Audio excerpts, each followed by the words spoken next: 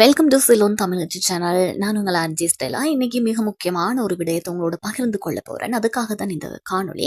அதாவது விசேட தேவையுடைய மாணவர்களுக்கு மாதாந்தம் 5000 ரூபாய் கொடுப்பனவு வழங்க போறாங்க அப்படின்ற ஒரு செய்தி வெளியாகி இருக்குது. குறிப்பா குறைந்த வருமானம் கொண்ட குடும்பங்களைச் சேர்ந்த விசேட கல்வி தேவைகளை கொண்ட மாணவர்களுக்கு தான் மாதாந்தம் ஒரு கொடுப்பனவு, அதாவது 5000 ரூபாய் ஒரு கொடுப்பனவை வழங்கணும் அப்படின்னு சொல்லி அமைச்சரவை மூலமா அங்கீகாரம் வழங்கப்பட்டிருக்குது. 2026ஆம் ஆண்டுக்கான வரவு செலவு திட்டம் மூலமா இப்படியான மாணவர் ஒருவருக்கு மாதாந்தம் 5000 ரூபாய் வீதம் கொடுப்பனவு வழங்க முன்மொழியப்பட்டுச்சு.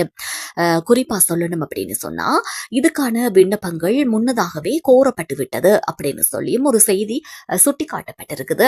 நாடளாவிய ரீதியில் இருக்கக்கூடிய விசேட தேவையுடைய மாணவர்கள் அவர்களுடைய விண்ணப்பங்கள் கோரப்பட்ட நிலையில குறைந்த வருமானம் கொண்ட குடும்பங்களைச் சேர்ந்த 5530 விசேட தேவையுடைய மாணவர்கள் இதுக்காக தகைமைகளை பெற்றிருக்கிறாங்க.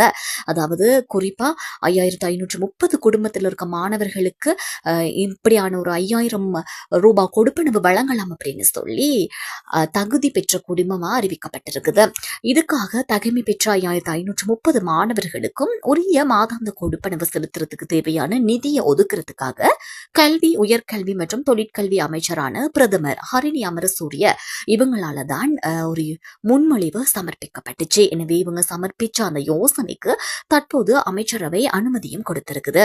எனவே மாதாந்தம் இனி விசேட தேவையுடைய மாணவர்களுக்கு 5000 ரூபாய் கொடுப்பனவு மிக விரைவிலேயே வழங்கப்படும் அப்படிங்கிற ஒரு செய்தி வெளியிடப்பட்டிருக்குது.